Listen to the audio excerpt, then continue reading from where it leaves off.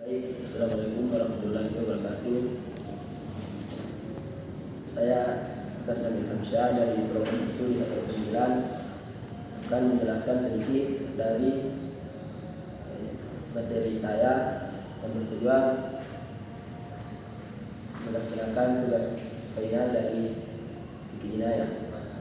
Ya, di sini materi saya penyalahgunaan narkoba.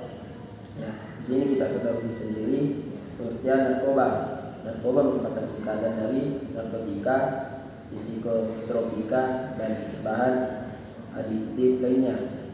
Terminologi narkoba familiar digunakan oleh aparat penegak hukum seperti polisi, termasuk di dalamnya BNN atau Badan Narkotika Nasional, jaksa hakim, dan petugas permasyarakatan.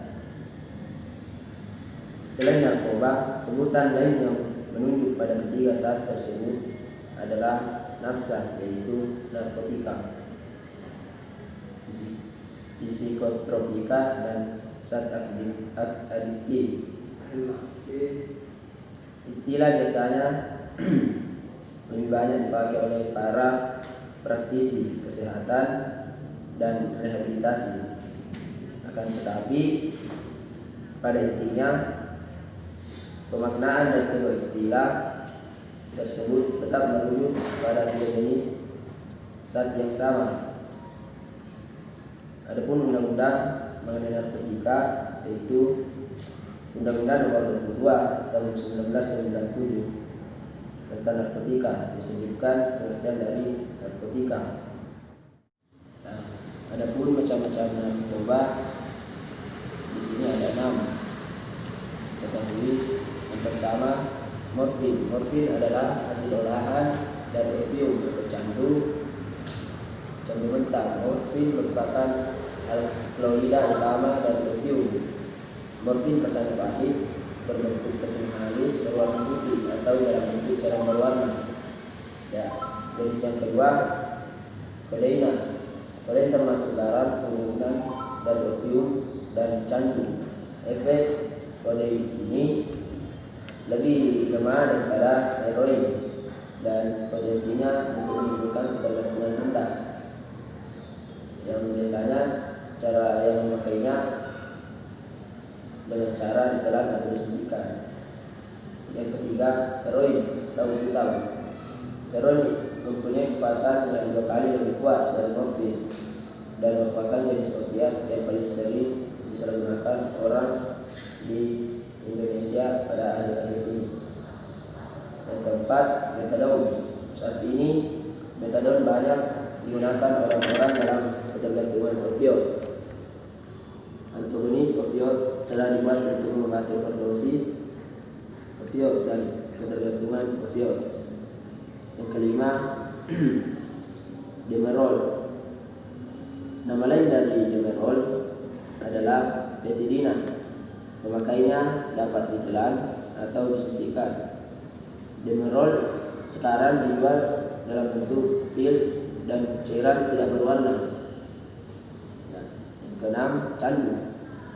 Getah tanaman papaver somniferum didapat dengan menadap atau menggores buah yang hendak masak. Ya. Adapun faktor-faktor yang mendorong dalam narkoba ada pemakainya, motivasi dalam penyalahgunaan zat narkotika dan menyangkut motivasi yang berhubungan dengan keadaan individu, motivasi individual yang mengenal aspek fisik, emosional, mental, intelektual, dan interpersonal. Yang kedua, di samping adanya motivasi individu yang menimbulkan suatu tindakan penyalahgunaan narkoba, masih ada faktor lain yang mempunyai hubungan erat dengan kondisi penyalahgunaan zat, yaitu faktor sosiokultural seperti yang pertama,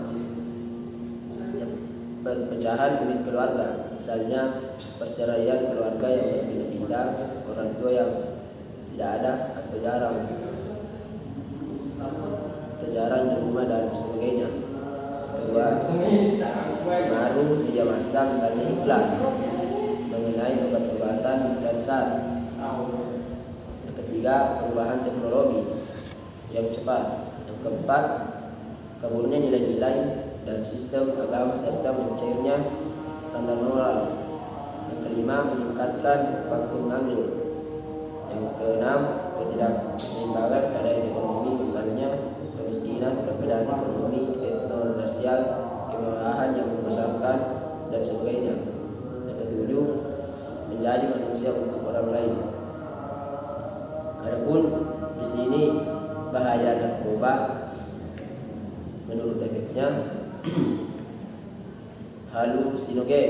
Efek dari narkoba ini bisa mengakibatkan bila dikonsumsi dalam sekian dosis tertentu dapat mengakibatkan seseorang menjadi berhalusinasi dengan melihat suatu hal atau benda yang sebenarnya tidak ada atau tidak nyata, contohnya kokain dan LSD.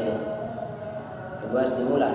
Efek dari narkoba ini bisa mengakibatkan kerja organ tubuh seperti jantung, otak bekerja lebih cepat dari kerja biasanya, sehingga mengakibatkan seseorang lebih bertenaga untuk sementara waktu.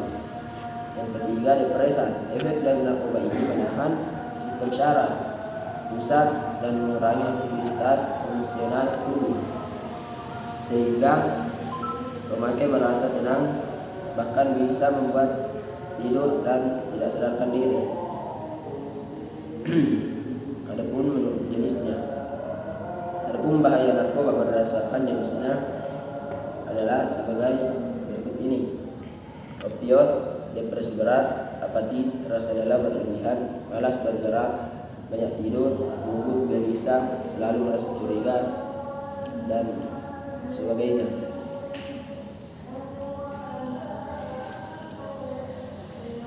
Adapun penyelesaian atau solusi, pertama, primer. Sebelum penyalahgunaan terjadi, biasanya dalam bentuk pendidikan, penyebaran informasi mengenai bahaya narkoba, pendekatan melalui keluarga dan lain-lain instansi pemerintah seperti halnya BKKBN lebih banyak berperan pada tahap intervensi ini. Kegiatan dilakukan seputar pemberian informasi melalui berbagai bentuk yang ditujukan kepada remaja langsung atau keluarga. Sekunder, pada saat penggunaan sudah terjadi dan diperlukan upaya penyembuhan, fase ini meliputi fase penerimaan awal antara 1-3 hari dengan melakukan pemeriksaan fisik dan mental, dan fase detoksifikasi dan terapi komplikasi medik. Yang kedua, 1-3 minggu untuk melakukan pengurangan ketergantungan pada narkoba ini, bahan-bahan adaptif secara bertahap. 3, tersier, yaitu upaya untuk merehabilitasi mereka yang sudah memakai dan dalam proses penyembuhan. Tahap ini biasanya terdiri atas fase stabilisasi antara 3-12 bulan untuk mempersiapkan pengguna kembali ke masyarakat, dan fase sosialisasi dalam masyarakat agar mantan penyalahgunaan ini mampu mengembangkan kehidupan yang bermakna di masyarakat. Tahap ini biasa dilakukan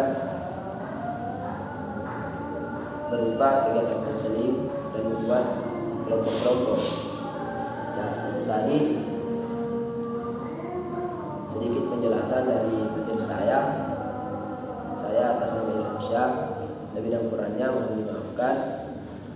Wabillahi taufiq wal hidayah. Assalamualaikum warahmatullahi wabarakatuh.